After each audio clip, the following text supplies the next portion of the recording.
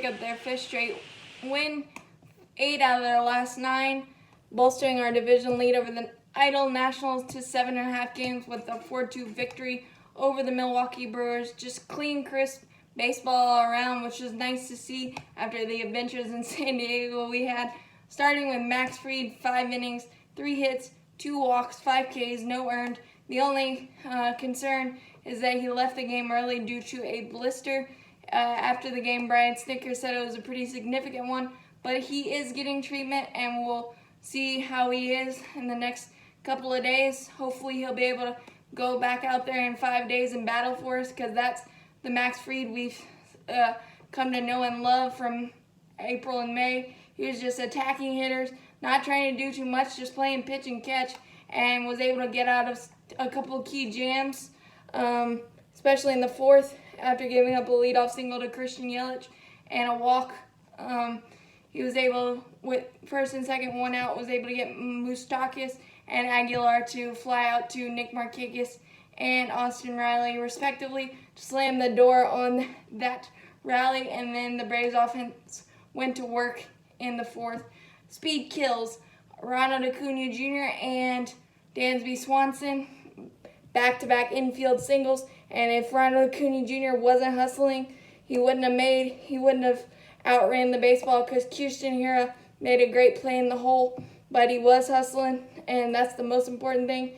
And then Dansby just perfectly placed ground ball to Mike Moustakas right down the line. Couldn't have rolled it out there any better. First and second, no outs, and then Mr. Reliable took out his 9-iron and chip shot it right off the scoreboard. 3-run homer, 86-mile-an-hour curveball, just golfed it out of here. Wasn't even a bad pitch, just did Freddie Freeman things. So it's 3-0, and then in the 5th, the biggest play for the game, a base-running blunder by youngster Kirsten Hira after leading off the inning with a leadoff double, stole third.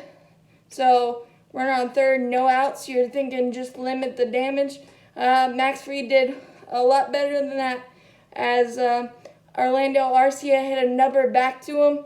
Apparently the contact play was on, because Kirsten Hira broke between third and home, and Max was able to get him in a rundown and tag him out. So instead of possibly giving up 1 run, he gave up none, because it was 1 out, runner at first.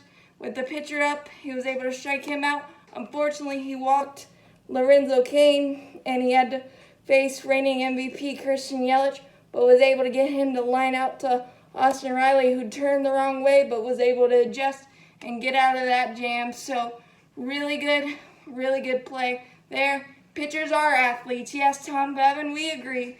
And then in the 6th, it was a good thing, because Josh Tomlin came in, gave up a leadoff homer to Ryan Braun.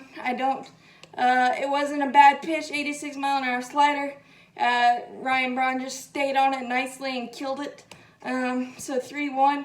And then he gave up a 0-2 single to Moustakas after Grandal was thrown out of the game, arguing balls and strikes. So runner on first, 1 out. And then he gave up a triple to Kirsten Hira. Yeah, it might have been misplayed by Ronald Acuna Jr., miss jump, miss wall, whatever. He's never played center fielder Miller Park, and he's going to drive in more than he lets in, so let's forget about it. And then in the 7th, the Braves offense went in insurance mode, getting 3 straight singles. My favorite one was the jam shot single by Austin Riley. Hopefully that'll get him going. So 4-2. And then something really weird happened. In the 8th and 9th inning, we had clean innings. Anthony Swarzak, I'm coming accustomed to that, but Luke Jackson just was humming the fastball, striking out Kirsten Hira on a high fastball, and got Ben Gamble to ground in the shift, and then got Eric Thames to strike out on a nasty slider. I didn't know that was allowed, but it was great. The Braves win.